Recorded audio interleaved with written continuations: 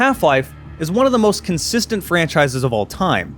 Not in the number of games released, but in the quality of games released. That said, there's been quite a few more Half-Life games than you may realize. Hey, Jarek here, and as you probably have figured out from this channel, I really like Half-Life, so why not dedicate an entire video to talking about Half-Life, where we rank the worst Half-Life games to the best. I'm going to exclude some games right away. The first ones I'm going to exclude are the multiplayer only ones like say Half-Life Deathmatch, and that's purely because it's really hard to compare a single player game to a multiplayer game, and I just don't have that much experience with Half-Life Deathmatch or Half-Life 2 Deathmatch or Half-Life Source Deathmatch. I'm also going to exclude any Half-Life adjacent games. This means stuff like Portal, or originally it was called Half-Life Counter-Strike, now just Counter-Strike. I'm also not going to be including any mods in this video. As much as I would love to include things like say mmod or Entropy Zero, including mods opens the biggest can of worms I've ever seen. Perhaps in the future I will dedicate an entire video to Half-Life mods. So that's it. There's no other rules other than just let's rank the games. But before we can, I need to thank today's sponsor, Into the AM. Into the AM is about to have a huge sale from June 12th to June 15th.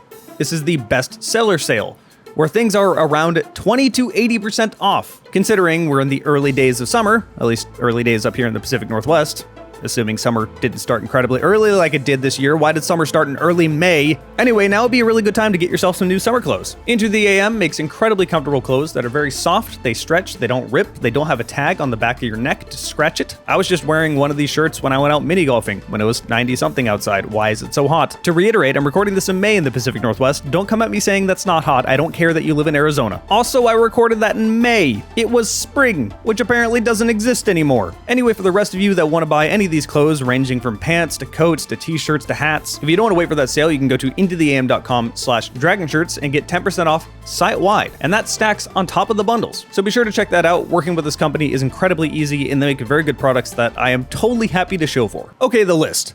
In very last place, the worst Half-Life game of all time is Hunt Down the Freeman. Okay, this is not a real Half-Life game. It's not canon, it's not officially licensed by Valve, but you can buy it on Steam, so it's on this list. We've talked about this turd enough. I made a review of it. If you really want to watch that, everyone knows of this stupid thing. Again, we're never going to consider this a real Half-Life game, so let's move on. You fucked up my face.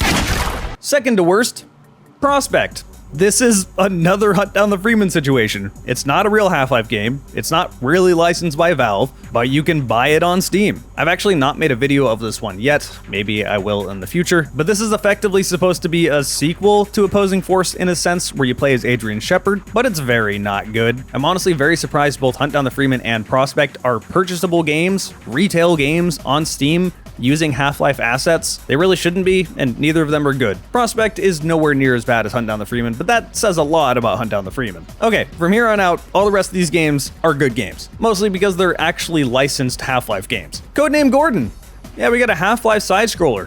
If you didn't know about this game, this is officially licensed by Valve, and it came out before Half-Life 2, so a lot of it is based on Half-Life 2's beta leak. Unfortunately, there was a link to the dev's website hard-coded into the game, and when they didn't renew that website, it got taken over by malicious sites. So this game had to be delisted on Steam, but you can still download it if you want to play it for free. I made a whole video on Codename Gordon if you want to check it out. It's a really interesting project. I'll put links down below to all of these videos that I have done, or maybe just make a playlist of Half-Life content. Half-Life Source. This one is difficult to list because depending on where in time you're talking about, it could be much higher or much lower. I'm going to judge it as it is right now. You see, when this game was released, it was a polished game, and it worked as intended. In fact, I actually preferred playing Half-Life Source over Half-Life 1 back then. But over time, patches made this game almost literally unplayable. You know what? No, I'm gonna say literally unplayable. You can launch the game and technically, quote-unquote, play it, but there are certain battles that you can't beat without cheating. I'll leave it at that. If I wanted to make a comprehensive list of all the things that have become broken in Half-Life Source, I would not be able to get this video out. It would be way too long. This could be a album cover. No! Half-Life 2 Lost Coast. Lost Coast is interesting as it's an additional chapter to Half-Life 2, released for free sometime in 2005. It was released as a tech demo showcasing HDR implemented into the Source engine. However, it was initially designed to be part of Highway 17, and its gameplay was supposed to be reminiscent to that of the cliff battle in Half-Life 1. This chapter was never completed and got booted out of the main game, but Valve really wanted to polish it up, so we got it as a free extra chapter to Half-Life 2 later. I have to say, that cliff battle is one of the most memorable parts of Half-Life 1, so the fact that this didn't make it into the final game in Half-Life 2 is a little sad, but at least we have Lost Coast. Half-Life Uplink. Uplink is another very interesting situation. It was a demo for Half-Life 1, yet nothing in Uplink is in Half-Life 1. This was a custom-made demo. As a result, it's an entirely different, fresh experience to the base game if you've never played it. Okay, perhaps it's not entirely accurate to say it was custom-made as the demo. That's not untrue, but initially these chapters were supposed to be somewhere around Lambda Core in Half-Life 1, but never made it in. The final demo we see were these maps, but strongly revised. Even though Uplink is not seen anywhere in Half-Life 1's official release, there are plenty of mods that allow you to play it on its own. In fact, if you download Half-Life MMod, it just comes with MMod. I talk about it in my video of MMod if you want to check that out. Half-Life Decay. Decay is Half-Life's only co-op release. No, Portal 2 doesn't count. More interestingly, this was a PlayStation 2 exclusive. With that said, there is a mod to play it online on PC, and that's probably the best way to play it. Decay was not developed by Valve. Instead, it was developed by Gearbox Software, and surprisingly, it does a pretty good job adapting Half-Life's gameplay into co-op. The puzzles seamlessly fit, and the combat is relatively the same. Some of the combat encounters are not quite as polished as official Half-Life games, but as a whole, it's still a fun experience. In last place of the official big Half-Life releases is Half-Life 2 Episode 1. Episode 1 isn't bad, but a lot of it is very forgettable. Its whole purpose is to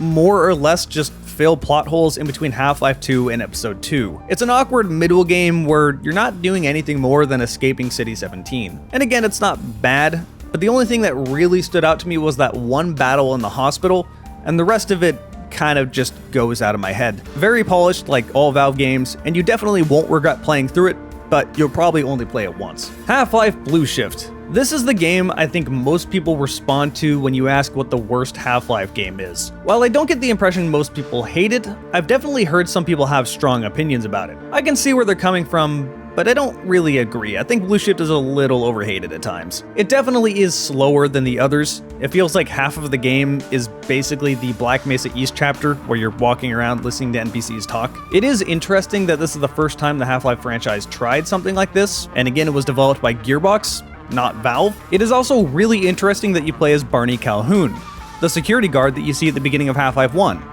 You know, the Barney Calhoun, one of the main characters of Half-Life 2. It ultimately worked and isn't bad, but sometimes I found myself saying, I just want to shoot stuff. And to its credit, the chapters where it's just being traditional Half-Life are quite good, but it is rather short, it doesn't come with any new content, and you don't get as many weapons as the base game. I think this is excusable because it was just an expansion, but yeah, definitely shouldn't be any higher. Half-Life Alyx. The most recent Half-Life game we saw, in my opinion, isn't as revolutionary as the other Half-Life releases. Now don't get me wrong, hands down this is the most polished, best looking VR game ever released. And it's not even close.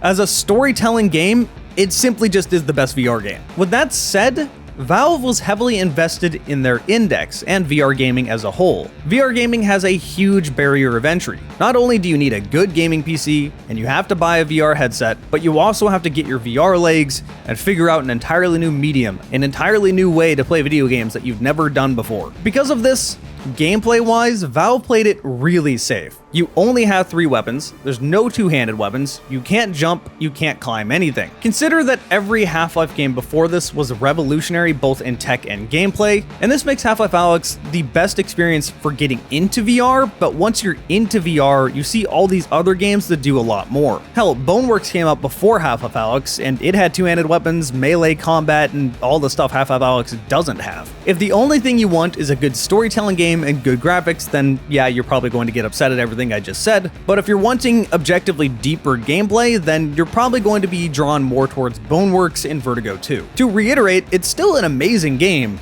I just think it's not as groundbreaking as the other Half-Life games, and I can't put it any higher on the list. Speaking of groundbreaking, Half-Life 2. May shock some of you that it's not higher on the list, but this is just a testament to how good this franchise is. Half-Life 2 was revolutionary back in 2004. Not only have we never seen games as good looking as Half-Life 2, but in no other game was the world as immersive or as interactive as it was in Half-Life 2. I mean, hell, they even give us a toy to show this off. I've seen a lot of people slander Half-Life 2 over the years, calling it just a tech demo and saying it didn't age particularly well, and while I don't think it aged as well as the original Half-Life, it's definitely still a good game, and people are kind of exaggerating. It absolutely belongs in the Video Game Hall of Fame. Black Mesa. This is the only non-Valve licensed game that most people consider to just be canon to Half-Life. Fans were upset that Half-Life Source wasn't a Half-Life remake, it was just Half-Life ported the source. Black Mesa is an absurd project, people spending so much of their life trying to recreate the game they love. And not only did they make a reimagining of that game,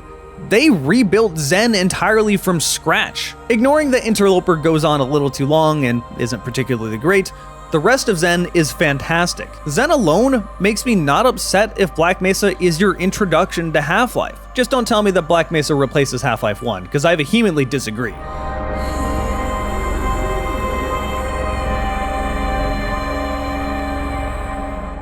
And speaking of Half-Life 1, that's next on this list. It has been said time and time again how revolutionary Half-Life was. If you look at first-person shooter releases, there is a very clear before and after Half-Life 1. The moment that this game released, everything changed.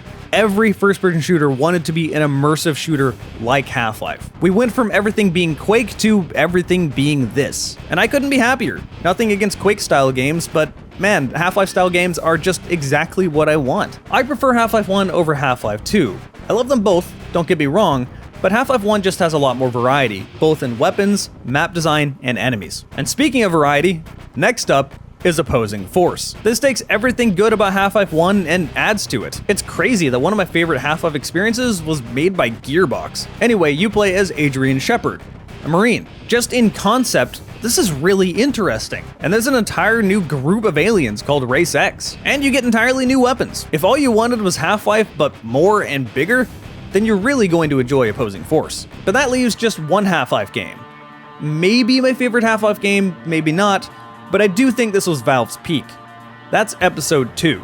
Episode 2 takes every problem I had with Half-Life 2 and fixes it. The map design was a little too simple in Half-Life 2, and Episode 2 that's not the case. Episode 2's maps are more reminiscent to that of Half-Life 1. There's more variety in the enemies as well, including the introduction of what I think is the best Half-Life enemy ever, the Hunters. These come in packs of 3, they move fast, and they really do give the illusion that they're hunting you. Combine these enemies with the new map design, and combat encounters are simply more fun to me in Episode 2. This also came bundled in with the Orange Box, and you can see why I think 2007 was Valve's peak. Absolutely fantastic game. I recently went back and played through Episode 2 in VR, and I think it works even better in VR.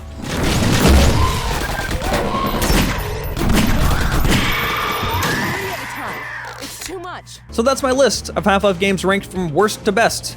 Go ahead and tell me your list down below. I am genuinely curious what people will put as number 1. I feel most people will probably put either Half-Life 1 or Half-Life 2, but I think Episode 2 deserves the nod. Big thanks to Into the Am for sponsoring this video. Again, they are having a sale June 12th to June 15th, 20 to 80% off. But if you don't want to wait, you can go to intotheam.com/dragonshirts and get 10% off site-wide. Big thanks to my channel members who get to see my videos early. Go ahead and click join down there if you want to join. I also streamed every one of these games to Twitch. I love hanging out with everyone. It's just a lot of fun talking to chat while I play games that I enjoy or get tortured with, depending on what I'm playing. You can follow my Twitch by clicking in the bottom right over there. And if you want to follow me over on Twitter, my handle is in the bottom left. It's Jarek_Dragon. Thank all of you for watching, and I'll see you next time.